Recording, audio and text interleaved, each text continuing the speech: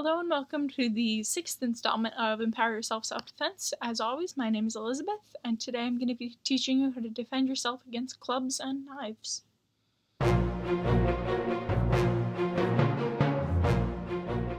So in karate, when we talk about clubs, it's not just like your stereotypical wooden club, but it includes like practically every sort of attacking weapon. Most of them are all long, but like it's not a gun, but it's like anything that you can get hit over the head with. So all of the techniques are easily adaptable to be a baseball bat or a wooden stake or even a knife. So if somebody were coming at you with let's say a baseball bat, so they were attacking you, gonna come at you with the baseball bat, one hand, two hands, doesn't matter. You can either A, move to the side, B, move away from them, or C, move towards them. When you think about it, you'd probably go backwards. But that's actually not the best idea. Because if the other person has a baseball bat and they're coming towards you, they have the extra reach. So all they have to do is take one more step forward, and then they can swing at you again. Then you have to block it again, or you have to get away again. And it just kind of perpetuates the inevitable. But if you step in, you can block the baseball bat more easily, you can defend yourself, and you can incapacitate them enough to get away. So against your better judgment, don't go back. Don't go to the side because the same thing could happen. Just go forward. If you try to train yourself to actually keep control of your thoughts and not go off your instincts, you might have a better chance. But basically, if somebody's trying to attack you with a club and you're going to defend it and you can't get away easily, step in. So once you've stepped in, what's the next thing you do? Do not block the club. Never, ever, ever block a baseball bat or anything like it with your arm, because that will do a lot more damage to your arm than to the attacking weapon. The best thing to do in a situation like that is to block your attacker's arm. It may kind of seem like it's a stupid thing to even have to discuss, but if you block their arm, you're doing a lot better.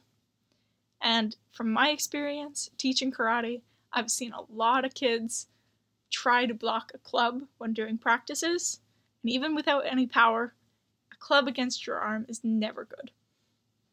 Okay, so now that we've talked about some of the basic ideas behind blocking clubs, we're going to actually talk about how to actually defend against 3 different types. If it's an overhead, striking over the top, roundhouse, going to the side, or poking, where you're sending the club straight into the middle.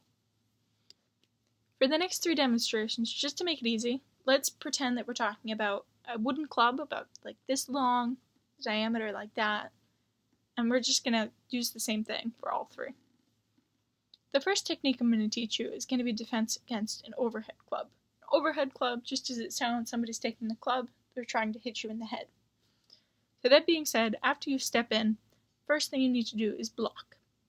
So the block that's best for an overhead club technique is just an overhead block. With this one, you keep your hand closed entirely, keep your whole arm tense, and keep it at an angle. Because if somebody's arm hits your arm and it slides down, it's going to be a lot better than if it just brings your whole arm down and then you get hit in the head with the club anyway. So keep the arm at like a 45-degree angle, allow the force to dissipate on that block. So once you've blocked, the next thing you need to do is follow up with a strike. Because if you don't follow up with a strike, the other person is going to hit you again. And that's not good. And you don't really want to block multiple times. So after you've blocked, you can either punch them, hit them in the face with a palm, kick them in the groin, anything you want basically. But after that, personally, I would grab their wrist. Since you're going to be blocking their arm, their wrist is going to be right there. So if you grab the wrist, you have more control over them, and you have control over the club. So once you have control over the club, it's probably the best idea to try and take it away from them. So if they won't let you take the club, hit them in the face again, kick them again, take the club. Once you have the club, you can either hit them with their own club or just run away. Either way works. So the next type of club attack that we're going to be talking about defense against is going to be the roundhouse club. So this is the same kind of thing, but somebody's going around instead. Doesn't matter if they're trying to hit you in the side of the head or in the ribs or something. It's still the same defense. So once you step in, you need to block.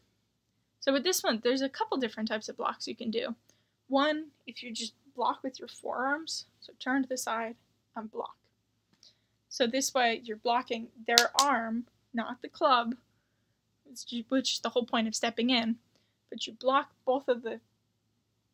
you block with both your arms against their forearm. So after that block, you can either send a back fist into their head, you can elbow them in the side, you can still kick them if you want. Side kick might be good there. But then you can also just grab their wrist again after you do that. So if you grab the wrist, you can grab it with both hands since you have both hands there, but you need to try and get the club again. Once you get the club, same thing as before, hit them in the head, hit them again, but once they're incapacitated, try to get out of there. So the third type of club attack is just a poking technique. So if somebody has a club and they're going to poke you right in the stomach with it, it's not a good idea to just step in for this one. For this one, you have to go to the side and in. So you can go to either side, really, but it's best if you go to the inside. So if they're poking with their right hand, you gotta go to your right. If it's the left hand, you gotta go to your left.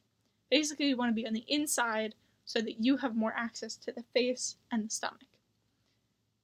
Basically, if you go to the inside of their attack, you have more targets, more options, more things you can do. So once you step to the side and get on the inside, the best thing for this one would really just be a grab. So if you grab their wrist as it's going by, or you can like deflect it with your arm, but if basically you grab their wrist. Once you grab their wrist, you have control over the wrist, but they might still attack you. So you could punch them, palm them, kick them. Basically, you have all those targets. You just need to use them. Once you've done that, it's the same thing as the other two.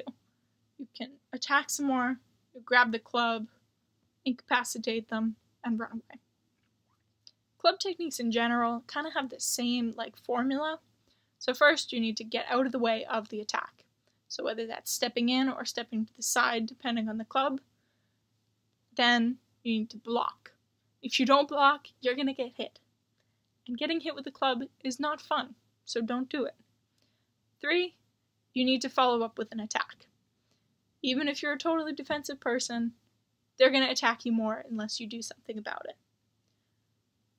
Number 4, try to get the club away from them. Because if you can get the club away, then they can't hit you with it anymore. And that's good.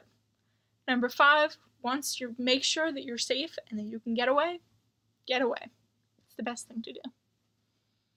So obviously, knives are a little bit different. Mostly just because they're sharp. Obviously. But the techniques don't really work as well because you really don't want to be there if somebody has a knife on you. So if somebody's got a knife, it's probably best to just do as they say or to give them what they want. But if you absolutely need to defend yourself, you can use the same techniques. So if somebody's trying to knife you in the head, basically, block their arm. This principle still applies, whether it's a knife or a club. Block the arm, not the weapon. So once you block, you can do the same block. From there, strike, try to get the knife away from them. That's one of the most important things with knives. Do not let the person with the knife keep the knife. And obviously, don't try to cut yourself. That's not good. But same thing with the poking technique, and roundhouse wouldn't really work as well with a knife. But poking, you don't want to be in front of the knife. Obviously, get away.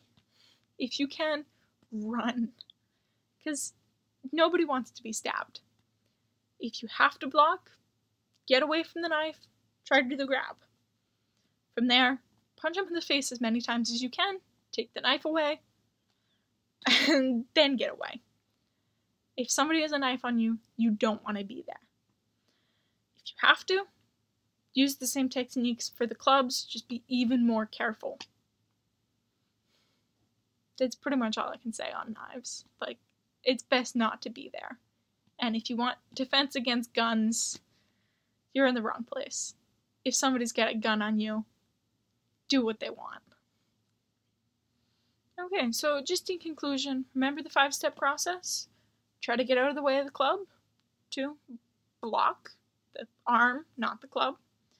3, follow up with a strike to incapacitate. 4, try to get the club away from them so they can't hit you anymore. And 5, once it's safe, run away. So that's it for this video. Hope you enjoyed it. Hope you learned something. The next video is on blocking and evasion, which we touched upon a little bit today, but we're going to go into more depth. If you have any questions, let me know. Other than that, stay safe.